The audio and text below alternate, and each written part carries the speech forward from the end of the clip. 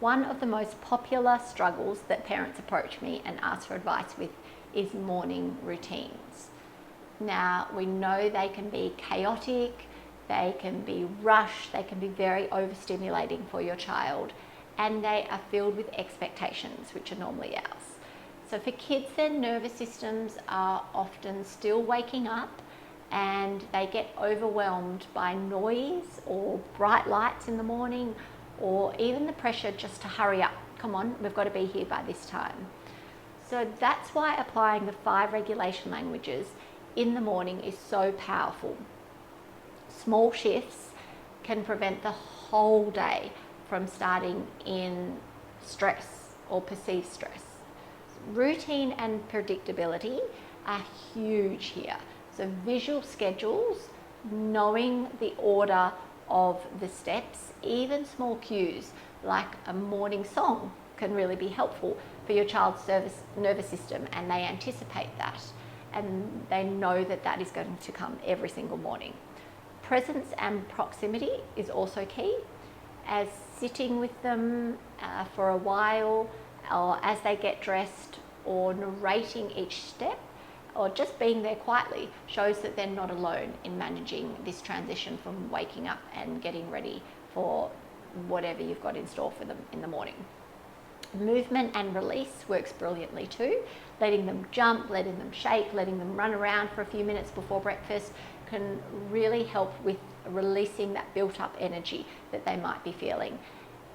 Words and understanding can help frame their emotions. So I know mornings are really hard. We'll get dressed together and then we can go and sit down and have breakfast together. Touch and comfort is, or could be, a simple holding of the hand, for example, or just a hug as they move through their morning routines. Parents, predictability is your superpower here. Children's nervous systems crave structure and predictability, and that equates to safety. They feel safe. So create a consistent morning sequence, which might be waking up, having a wash, getting dressed, having breakfast, cleaning the teeth, and then leave. So that's that constant routine. And you could also create a visual schedule or a chart, for example, and that way kids can visually see the plan. So when children know what's coming, their nervous system starts to relax. Also, another option is to allow small choices. So giving 2 to 3 options gives them a sense of control without being too overwhelming for them. So for example, do you want to wear the red shirt or the blue shirt today? Or would you like toast for breakfast or eggs, for example? So you're helping children feel more empowered and you're reducing the resistance and also the potential for meltdowns. So choice, remember that choice equals calm, and overwhelm can equate to chaos. Also remember that kids mirror your energy. They have the mirror neurons. So if you're rushing around and feeling stressed yourself, kids are going to pick up on that. So if you can stay calm, even if you're running late, your slow breathing, your gentle voice, and your deliberate movements are going to have a really big impact on your child. So try to avoid raising your voice or rushing around the house, because words matter less than the body and the tone in which you're using. So your calm is the environment for their calm. That's always going to translate.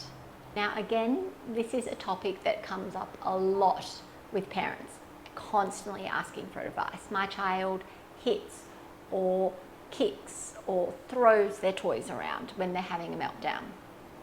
Now, aggressive behaviour like hitting, kicking and throwing their toys can feel really alarming. I get it, I understand, but it's rarely about your child being defiant.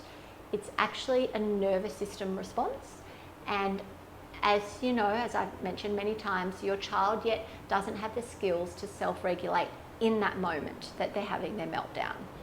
What they're really asking for is to settle and help feel safe again. So remember that When your child is kicking and hitting, they need to feel safe. They're not feeling safe in that moment.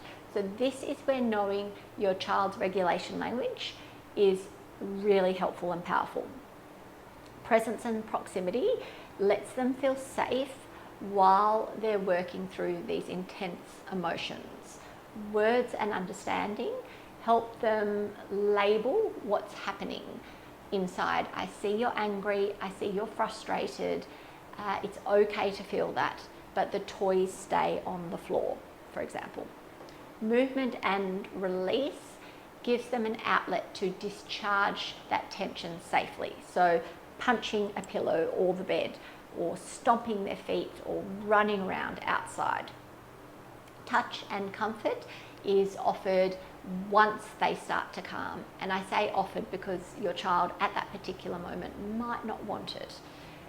Routine and predictability reminds them what's safe and expected once calm is restored. So responding calmly rather than reacting in anger teaches your child that strong emotions don't have to be scary, that they can be managed and they can be worked through safely. So these behaviours, in particular the hitting, the kicking, the throwing of toys, often occur when your child's autonomic nervous system is in that fight or flight mode.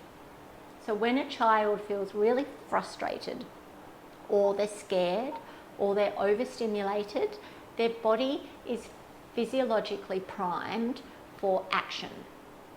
So hitting, kicking, throwing physical objects is an outlet for these intense emotions, and they cannot yet verbalize to you exactly what they're feeling, or they also can't process it logically.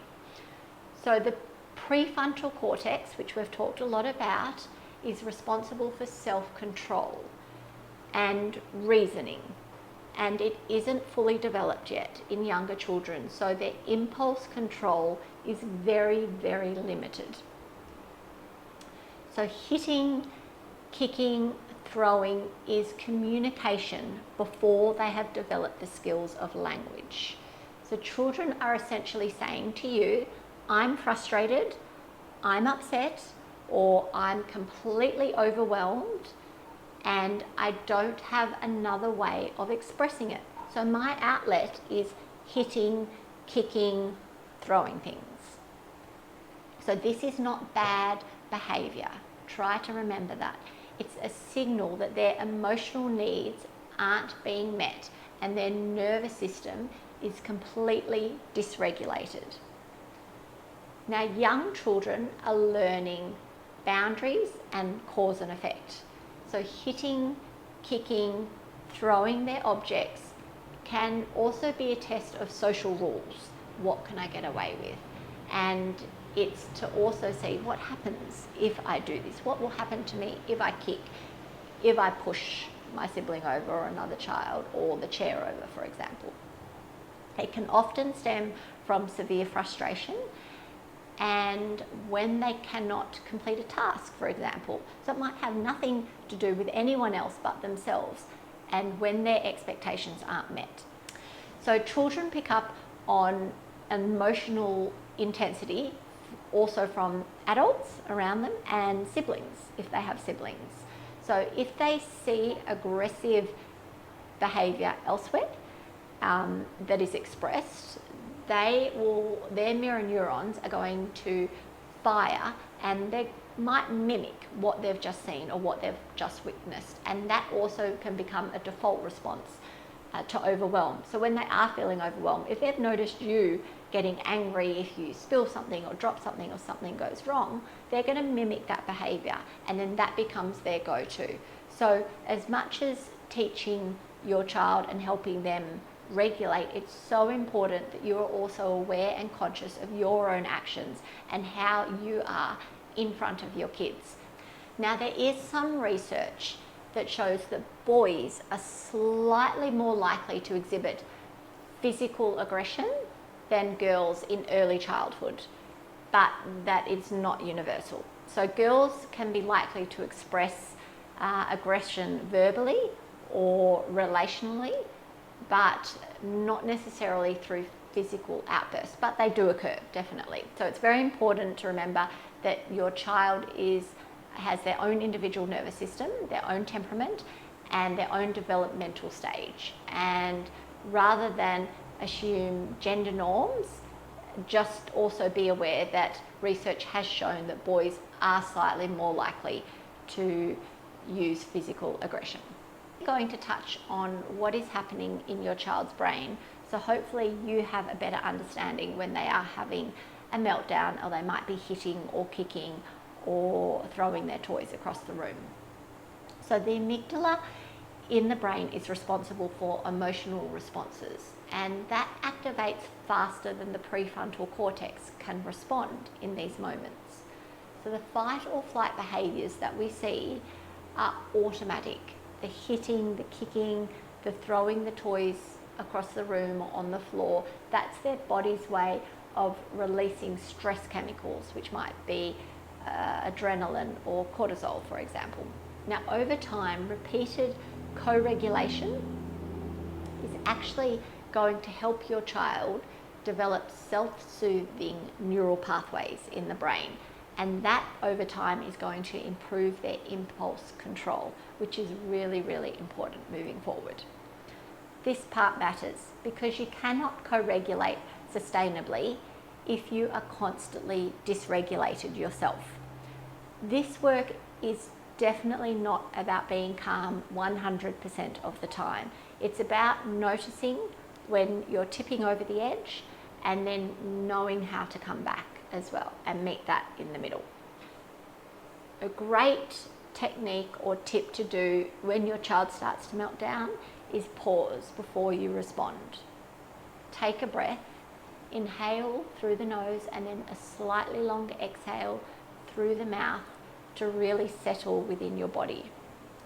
Then take a moment away if you need to, when you and your child are both safe. That's really, really important, because children don't need perfect parents, they need regulated parents. The 5 regulation languages are not tools to control your child's behaviour. I want to make that really clear. They're a way of understanding how safety is communicated through the nervous system. In the next video, I'm going to touch on some more real life scenarios. I've been inundated with parents asking me to cover some topics, so I'll do some more of those. And I'll also go deeper into how to identify your child's primary and secondary regulation languages and how to support yourself as well alongside them, because that is really, really important. So if this feels like a shift from how you were parented, that's completely okay, because you're learning something most of us were never taught. So look forward to seeing you in the next video. Thank you.